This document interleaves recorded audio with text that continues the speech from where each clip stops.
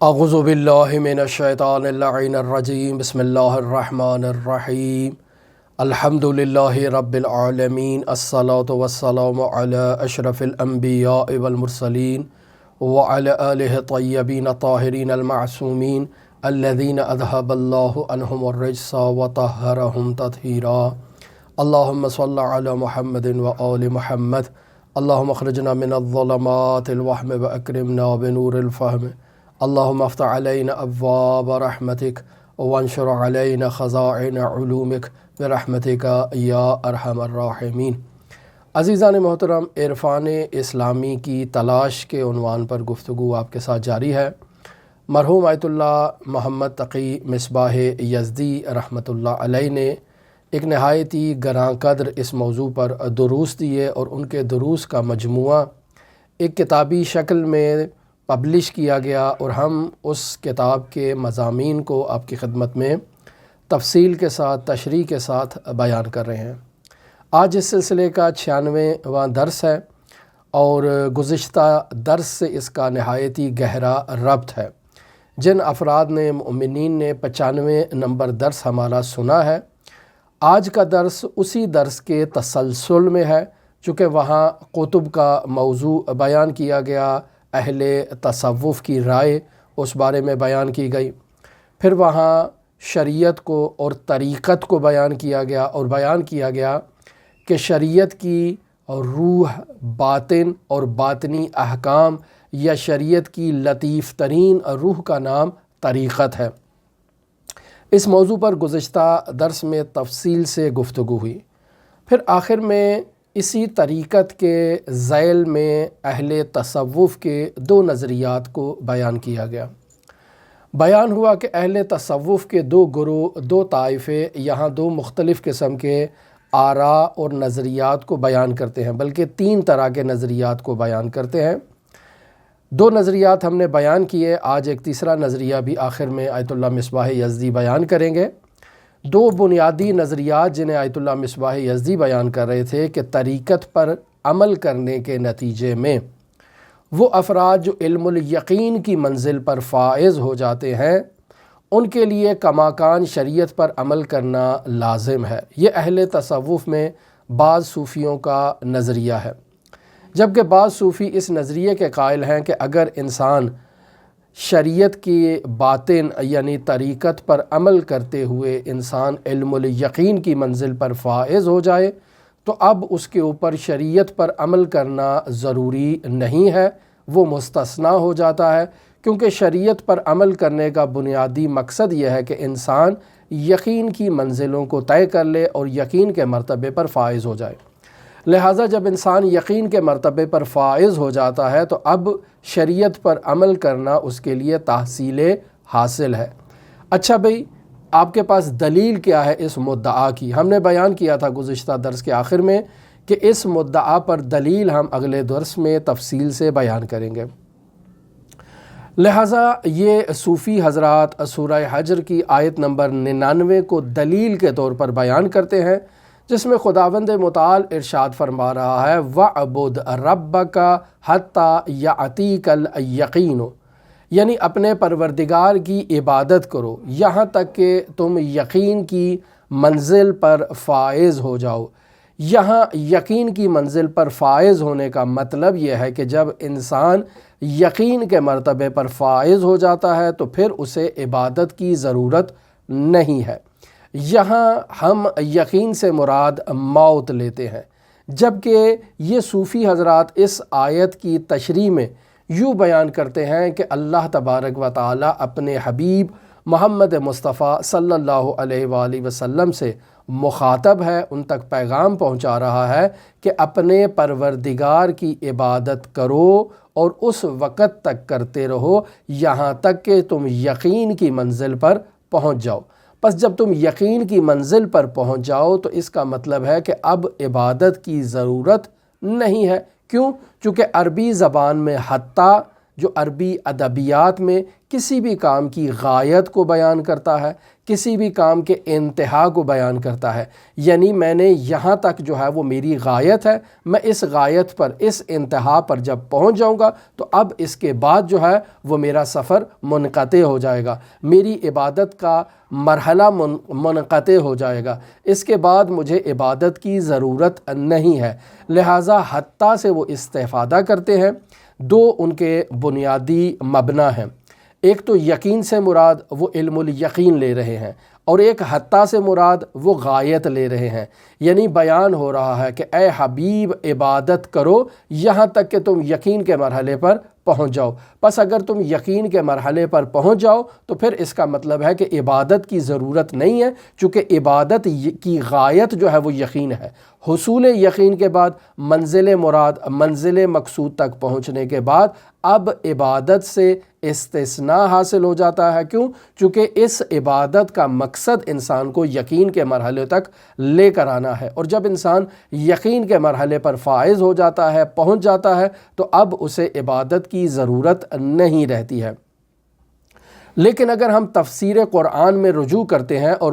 مختلف تفاسیر کا مطالعہ کرتے ہیں تو یہاں یقین سے مراد موت لی جاتی ہے، علم الیقین بیان نہیں کیا جاتا۔ یعنی تشریح یوں ہوتی ہے کہ اے میرے حبیب عبادت کرو حتیٰ یأتیک الیقین، یعنی یہاں تک کہ تمہیں موت آ جائے۔ پس موت کے آنے سے پہلے پہلے عبادت لازم ہے اور فرض ہے۔ اس کا ہرگز نہیں مطلب کہ یہاں سے موت سے، یہاں یقین سے مراد علم الیقین ہو۔ لیکن ہم ان کی تسلی کے لیے، انہیں اطمینان دلانے کے لیے سورہ مدثر کی آیت نمبر 43 سے آیت نمبر 47 تک کا حوالہ یہاں بیان کر رہے ہیں کہ جہاں باقاعدہ طور پر خود خداوند متعال نے یقین کو موت کے معنی میں استعمال کیا ہے، جہاں اصحاب یمین سوال کرتے ہیں ان افراد سے جو جہنم میں موجود ہیں، اللہ کے عذاب کا ذائقہ چکھ رہے ہیں، تو اصحاب یمین ان سے سوال کریں گے کہ کس عمل کی وجہ سے تم اس عذاب میں مبتلا ہو گئے ہو، یعنی کس چیز نے تمہیں اس عذاب کے عمل میں مبتلا کر دیا ہے اور اب تم خدا کی عذاب کو چکھ رہے ہو، وہ کون سی چیز تھی؟ تو وہ اب اصحاب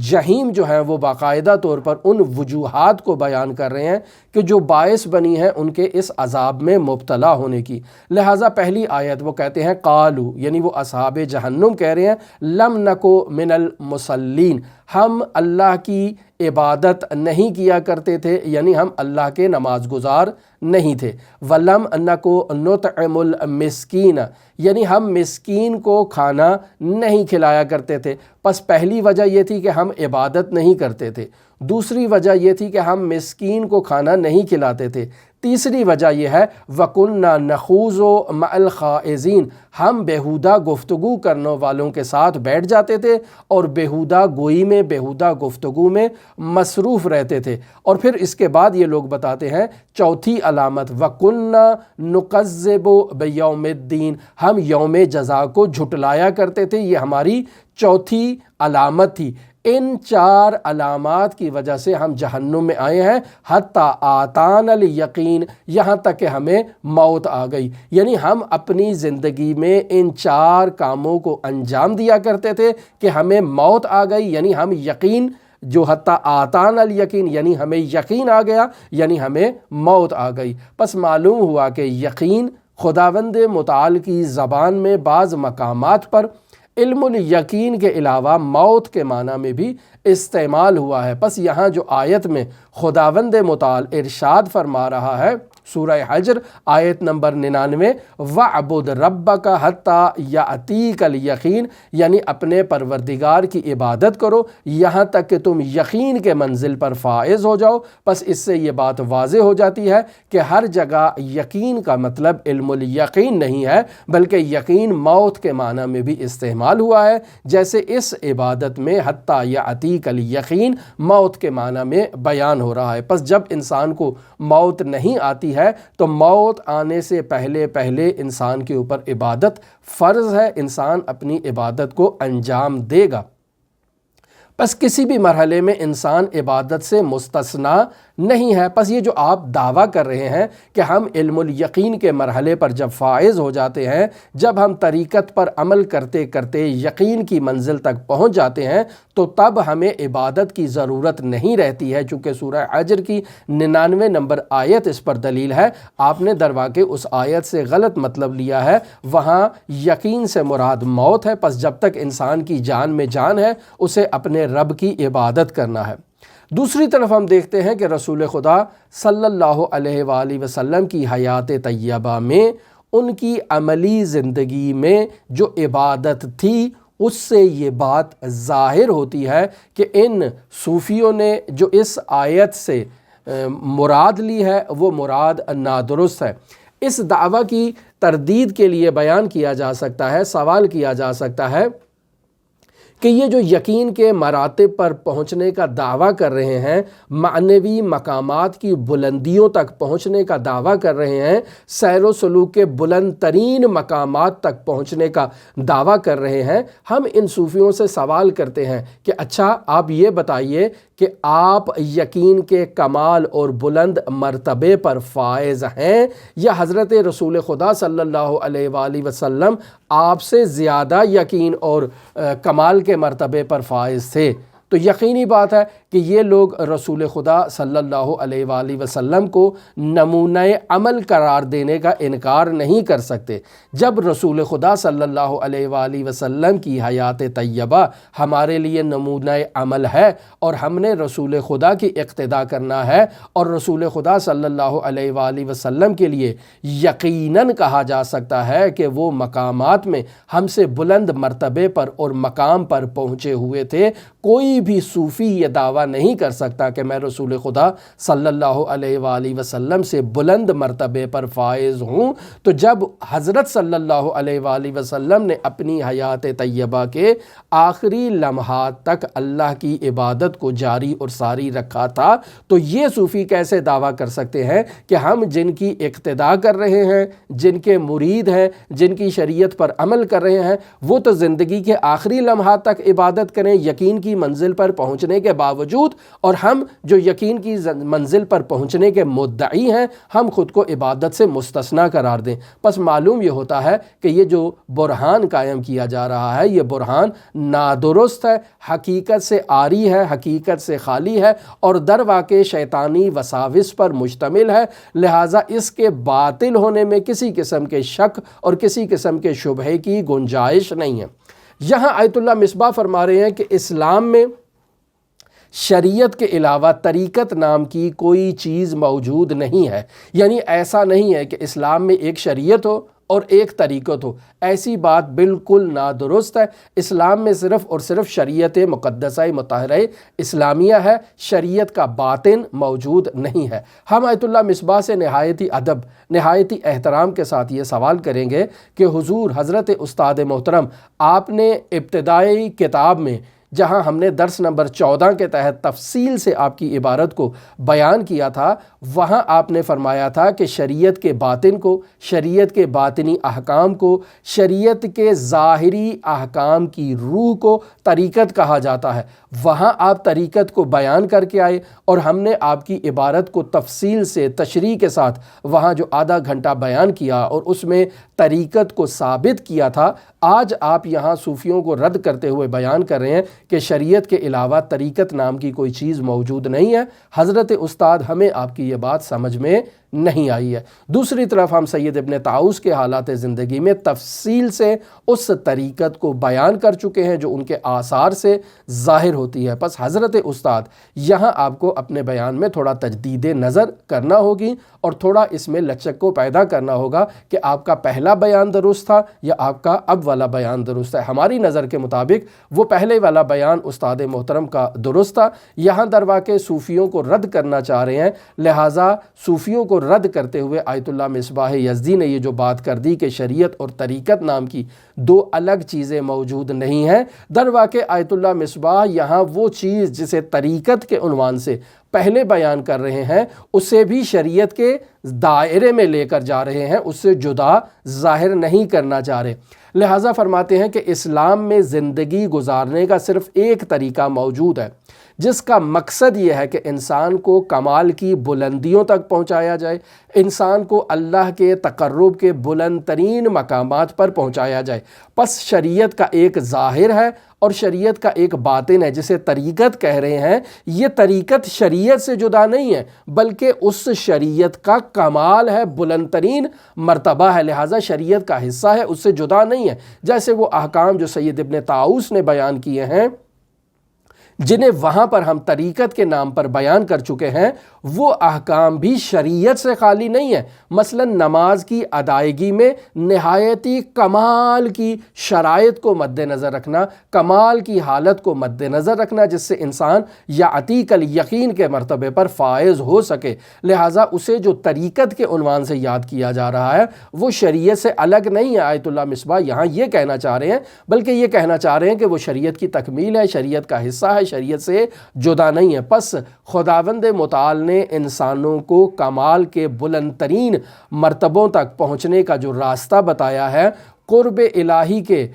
مقام تک پہنچنے کا جو راستہ بیان کیا ہے، اگر کوئی شخص قرآن و سنت میں بتائے ہوئے احکامات پر منوعاً عمل کرتا ہے تو وہ اللہ کے بتائے ہوئے بلند ترین درجات پر، بلند ترین مقامات پر فائز ہو سکتا ہے۔ وہ یقیناً معرفت الہی، قرب الہی اور کمال انسانی کی بلندیوں تک فائز ہو سکتا ہے۔ پس اسلام نے جہاں معرفت الہی کے بلند ترین مقام کو بیان کر دیا ہے، وہاں انسان کو اس معرفت الہی کے بلند ترین مقام تک پہنچنے کا اللہ تبارک و تعالیٰ نے راستہ بھی بتا دیا ہے۔ پس اس مقام تک پہنچنے کے لیے جن جن چیزوں کی ضرورت ہے، وہ تمام کی تمام چیزیں شریعت مقدسہ مطہرہ اسلامیہ میں تاکید کے ساتھ بیان کی گئی ہیں۔ لہٰذا اگر انسان اسلامی قوانین پر عمل کرتا ہے، شریعت مقدسہ مطہرہ اسلامیہ کے اس کمال درجے کے احکامات پر عمل کرتا ہے، تو انسانی کمال کی بلند ترین چوٹیوں پر جہاں تک پہنچنا انسان کے لیے مد نظر رکھا گیا ہے، انسان وہاں تک پہنچ سکتا ہے۔ وہاں پہنچنا کسی خاص شخص کے لیے مخصوص نہیں ہے۔ ایسا ہرگز نہیں ہے کہ یہ جو بعض لوگ دعویٰ کرتے ہیں کہ وہاں تک پہنچنے کے لیے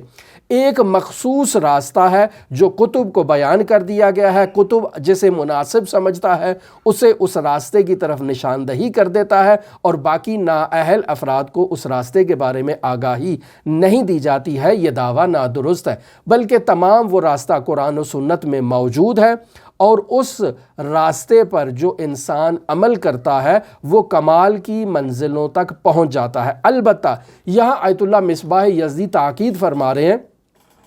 کہ ہر انسان اپنی قابلیت کے مطابق، اپنی معرفت کے مطابق، اپنی کوشش کے مطابق اس مرتبے پر فائز ہو سکتا ہے۔ یہاں پس واضح کر دیا آیت اللہ استاد بزرگوار نے کہ انسانوں کی استعداد میں فرق ہے۔ ہر انسان میں، ہر فرد انسانیت میں یہ توان موجود نہیں ہے کہ وہ اس کو درک کرنے کی اور شریعت کے ان غامض ترین، بلند ترین مطالب تک پہنچنے کی اس میں صلاحیت موجود نہیں ہے۔ وگرنہ یہ نہیں ہے کہ بیان نہیں ہوا، بیان ہو چکا ہے، لیکن اس میں صلاحیت نہیں ہے کہ یہ اس بات تک پہنچ سکے۔ لہٰذا ہم اس بات کا انکار نہیں کرتے ہیں کہ کچھ مسائل ایسے ہیں جنہیں سمجھنے کی بعض افراد میں اور بعض انسانوں میں صلاحیت موجود نہیں ہوتی ہے۔ پس انسان میں صلاحیت موجود نہیں ہے بعض ایسے مسائل کو سمجھنے کی، لیکن اس کا یہ مطلب نہیں ہے کہ وہ بیان نہیں ہوئے، وہ بیان ہو چکے ہیں، اور خود سیر و سلوک میں کوئی ایسی چیز موجود نہیں ہے جسے اللہ نے اپنے بندوں تک پہنچانے میں بخل اختیار کیا ہو۔ اللہ نے انسان کو کمال کا راستہ دکھانے میں کہیں بخل سے کام لیا ہو، ایسا ہرگز نہیں ہے۔ تمام راستہ اللہ تبارک و تعالیٰ نے قرآن و سنت کے ذریعے سے بیان کر دیا ہے، تمام انسانوں کے اختیار میں ہے، منتہا بعض افراد اپنی کم علمی کی بنیاد پر اس راستے کو سمجھنے سے عاجز ہیں۔ دوسرے الفاظ میں آیت اللہ مصباح کہتے ہیں کہ ہم یوں بیان کریں کہ آغاز سے انسان کے سمجھنے کی صلاحیت یکساں طور پر ایک جیسی نہیں ہے۔ بعض انسان ایسے ہیں جو کمال تک پہنچنے کے لیے ایک بہت ہی خاص قسم کی توان اور صلاحیت اور استعداد رکھتے ہیں، وہ کمال اور معنویت کے بلند ترین مراتب پر فائز ہوتے ہیں۔ بعض انسان ایسے ہیں جو ان کمال کے بلند ترین مراتب تک پہنچنے کے لیے اپنے قصور، اپنی کوتاہی، اپنے گناہوں کی وجہ سے وہ ان راستوں کو مشاہدہ نہیں کرتے۔ ان کے لیے ایسا نہیں ہے کہ دروازہ بند کر دیا گیا ہے، ان کے گناہوں نے پردہ ان کے وجود پر ایجاد کر دیا ہے، لیکن حقیقت میں راستہ سب کے لیے کھلا ہے۔ لہٰذا جو بھی اس راستے پر چلے گا وہ اپنی منزل مقصود تک پہنچ جائے گا۔ اور یہ جو دعویٰ کیا گیا ہے صوفیوں کی جانب سے کہ قطب ایسا فرد ہے کہ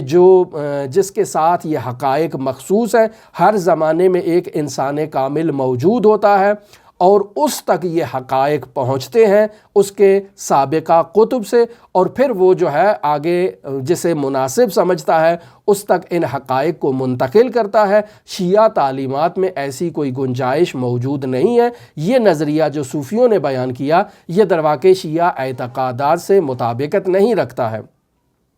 یہاں آیت اللہ مصباح یزدی اس نقطے کی طرف اشارہ کر رہے ہیں کہ جو صوفیوں نے بیان کیا کہ ہر زمانے میں ایک قطب موجود ہوتا ہے، یہ قطب در واقع وہی انسان کامل ہوتا ہے۔ ہم اس نظریے کے قائل ہیں کہ یہ جو قطب ہے، یہ جو انسان کامل آپ جسے بیان کر رہے ہیں، یہ امام معصوم کے علاوہ اور کوئی ہستی نہیں ہو سکتی ہے۔ لہٰذا ہر زمانے میں جو قطب کا آپ نے نظریہ بیان کیا ہے، ہم بھی اس نظریے کے قائل ہیں، منتہا ہمارا یہ نظریہ ہے کہ وہ قطب عالم امکان حضرت صاحب العصر امام زمان اجل اللہ تعالی فرجہ شریف کی ہستی ہیں۔ پس مذہب تشیع میں، اعتقادات تشیع میں، شیعہ تعلیمات میں جس فرد کو انسان کامل بیان کیا جاتا ہے، جس فرد کو قطب بیان کیا جاتا ہے، وہ فرد امام معصوم ہے، اور ہر زمانے میں امام معصوم کا ہونا ضروری ہے۔ اور آج ہم جس امام معصوم کی امت ہے وہ حضرت مہدی موعود ہے،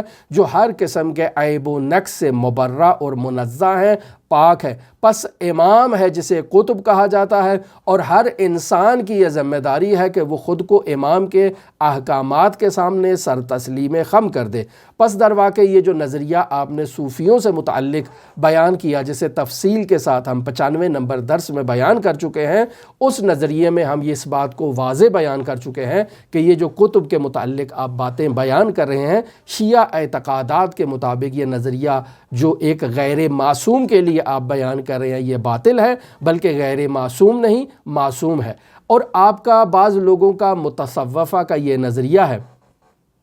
کہ امام زمان اجل اللہ تعالی فرجہ شریف کوئی خاص ہستی نہیں ہے، بلکہ ہر زمانے میں ایک قطب موجود ہوتا ہے اور امام زمان اس قطب میں حلول کر جاتا ہے۔ یہ ہے وہ تیسرا نظریہ جسے آیت اللہ مصباح ان صوفیوں سے منسوب کر رہے ہیں، اور فرماتے ہیں کہ یہاں ایران میں کچھ گنابادی فرقے ہیں صوفیوں کے، کچھ شیخیہ فرقے ایسے یہاں موجود ہیں کہ جن کی کتابوں میں اس نظریے کو مشاہدہ کیا جا سکتا ہے کہ آپ جس کو قطب بیان کر رہے ہیں اس قطب کو امام زمان کے لیے آپ بیان کرتے ہیں کہ امام زمان کسی خاص فرد کا نام نہیں، ہر زمانے میں یہ قطب جو موجود ہے امام زمان اس قطب میں حلول کر جاتا ہے۔ آپ کا یہ نظریہ شیعہ اعتقادات، شیعہ تعلیمات کے مطابق قطعی اور یقینی طور پر باطل ہے۔ اگر آپ قطب سے مراد ہر زمانے میں کامل ترین فرد مراد لے رہے ہیں تو وہ کامل ترین فرد قطب عالم امکان حضرت صاحب العصر والزمان کی ہستی ہے، اور اس کے علاوہ ان ہستی کے علاوہ کوئی شخص بھی قطب یا انسان کامل نہیں ہے، چونکہ اس مطلب کی دلیل نہیں ہے یہ جو متصوفہ نے بیان کیا ہے۔ لہٰذا یہ جو آپ نے کل یعنی ہم نے درس میں 95 نمبر میں بیان کیا کہ قطبیت ایک موروثی سلسلہ ہے، ایک قطب جاتا ہے تو وہ وہ اپنے بعد اپنی تمام تر میراث کو اپنے وارث کے سپرد کر دیتا ہے، اس کا وارث جو ہے وہ قطب بن جاتا ہے، اور پھر وہ امت کی ہدایت کرتا ہے۔ تمام امت پر لازم ہے کہ وہ اس کے سامنے سر تسلیم خم کریں اگر وہ کمال تک پہنچنا چاہتے ہیں۔ یہ تمام نظریات خرافات ہیں، ان کے پیچھے کوئی دلیل موجود نہیں ہے، اور کسی دلیل سے بھی یہ نظریہ ثابت نہیں ہے۔ ہمارا نظریہ جو ہے وہ ان نظریات کے اختلاف رکھتا ہے اور مخالف ہے۔ پس شیعہ عقیدے کے مطابق حضرت امام زمان عجل اللہ تعالی فرجہ الشریف کے علاوہ کوئی شخص بھی مقام عصمت پر فائز نہیں ہے، لہٰذا یہ جو روایات میں بیان ہوتا ہے لا یقاس بنا احد، نہج البلاغہ میں بھی آپ مشاہدہ کر لیں خطبہ نمبر 2 میں، کہ امت میں سے کسی فرد کو بھی اہل بیت کے ساتھ مقایسہ نہ کیا جائے۔ ہماری تعلیمات میں اور اعتقادات میں حتیٰ اصحاب کو بھی اہل بیت کے ساتھ مقایسہ نہیں کیا جا سکتا، چونکہ رسول خدا صلی اللہ علیہ وآلہ وسلم کے بعد بلند ترین مرتبہ جو حاصل ہے امت میں وہ اہل بیت علیہم الصلاۃ والسلام کو ہے۔ کوئی کتنا بھی صحابی کمال کے مرتبے پر فائز ہو، وہ امت میں اہل بیت سے بلند مقام اور رتبہ نہیں رکھتا۔ اور امام زمان عجل اللہ تعالی فرجہ شریف کا ایک انسان مہمان تو بن سکتا ہے بلندیوں کے مقامات پر، لیکن خود امام کے مقام کا حامل نہیں ہو سکتا۔ مثلا یہ جو ہم علماء کے حالات زندگی بیان کرتے ہیں، مثلا اگر کہا جائے کہ ملا حسین قلی حمدانی ہیں، آیت اللہ علی قاضی طباطبائی ہیں، یہ جس قدر بھی کمال کی منزلوں کو طے کر کے کمالات تک پہنچ جائیں، یہ معصوم نہیں ہو سکتے، قطب عالم امکان نہیں ہو سکتے۔ یہ امام زمان عجل اللہ تعالی فرجہ شریف کے کفش بردار تو ہو سکتے ہیں، لیکن امام زمان عجل اللہ تعالی فرجہ شریف کے مقام عصمت کو، مقام قطبیت کے حامل نہیں ہو سکتے۔ لہٰذا آیت اللہ مرتضیٰ تہرانی کہتے ہیں کہ میں نے عالم رؤیا میں ملا حسین قلی حمدانی کو مشاہدہ کیا، اور میں نے ان سے پوچھا کہ ہمارے استاد سید علی آغا قاضی طباطبائی انسان کامل ہے، یعنی آیا یہ جو ہمارا ان کے بارے میں نظریہ ہے کہ علی قاضی انسان کامل ہے، آپ اس بارے میں کیا رائے رکھتے ہیں؟ تو ملا حسین قلی حمدانی نے انہیں کہا کہ جس قدر کامل تم انہیں سمجھتے ہو وہ اس قدر کامل نہیں ہے۔ بس یہ بھی اشارہ تھا خواب میں انہیں کہ وہ انسان کامل کے اس مرتبے پر نہیں ہے جو آپ امام زمان سے متعلق ایک مرتبہ بیان کرتے ہیں شیعہ اعتقادات میں۔ کوئی بھی فرد کمال میں بلند ترین کمال کے مرتبے پر بھی فائز ہو تو وہ امام زمان کا مہمان تو بن سکتا ہے، ان کا کفش بردار تو بن سکتا ہے، ان کے مرتبے کا حامل نہیں ہو سکتا۔ لہٰذا آیت اللہ مرتضیٰ تہرانی کہتے ہیں کہ اگلے روز میں استاد علی آغا قاضی طباطبائی کے سامنے پیش ہوتا ہوں، اور رات کو جو میں نے خواب دیکھا تھا اس خواب کو میں ان کے سامنے بیان کرتا ہوں کہ میں نے ایسا خواب دیکھا، ملا حسین قلی حمدانی نے یہ بات کہی ہے۔ آیت اللہ علی قاضی خاموش ہو جاتے ہیں، اور پھر درس میں جب درس آغاز ہو جاتا ہے تو بیان کرتے ہیں کہ میں تو انسان کامل کے جوتے کے تسمے کے برابر بھی نہیں ہوں، تم مجھے کس قسم کے انسان کامل تک پہنچا رہے ہو؟ انسان کامل در واقع قطب عالم امکان حضرت صاحب العصر والزمان اجل اللہ تعالی فرجہ شریف کی ہستی ہے۔ پس جتنے بھی عرفاء کے لیے انسان کامل کے الفاظ استعمال کیے جاتے ہیں، جتنے بھی ان کے لیے اگر قطب کا کلمہ استعمال کیا جائے، جتنے بھی ان کے لیے دوسرے کمالات کے الفاظ اور القاب بیان کیے جاتے ہیں، در حقیقت وہ تمام القاب اس بات کی دلیل ہیں کہ شیعہ اعتقادات کے مطابق وہ امام معصوم سے بلند نہیں ہیں، بلکہ ان کے کفش بردار ہیں، ان کے پیروں کی دھول ہیں، اس سے بڑھ کر ان کا کوئی مقام نہیں ہو سکتا۔ لہٰذا ان القاب کے استعمال میں اس قید کو اگر ذہن میں نہ رکھا جائے تو یہ شیعہ اعتقادات سے منافی ان القاب کو استعمال کرنا ہے۔ لہٰذا دعا گو ہیں خداوند متعال ہماری اصلاح کرے، خداوند متعال کی بارگاہ میں دعا گو ہیں کہ خداوند متعال صحیح عرفان اسلامی کی تعلیمات کو سمجھنے اور ان پر عمل کرنے کی توفیق عطا فرمائے۔ دعا گو ہیں خداوند متعال ملت اسلامیہ امت اسلامیہ کی حفاظت فرمائے۔ دعا گو ہیں خداوند متعال عالمی استکبار کو نیست و نابود فرمائے اور اسلام کا پرچم بلند کرے۔ دعا گو ہیں خداوند متعال تمام مؤمنین کی حفاظت کرے، تمام مؤمنین کے جان و مال کی حفاظت کرے، تمام مومنین کی حوائج کو، مشکلات کو برطرف فرمائے، ان کی حاجات کو قبول فرمائے، اور ہماری سب سے بڑی حاجت حضرت صاحب العصر والزمان کے ظہور میں تعجیل فرمائے، اور ہمیں حضرت کے اصحاب و اعوان و انصار کی فہرست میں شمار فرمائے۔ اللہم صلی علی محمد و آل محمد وعجل فرج قائم آل محمد۔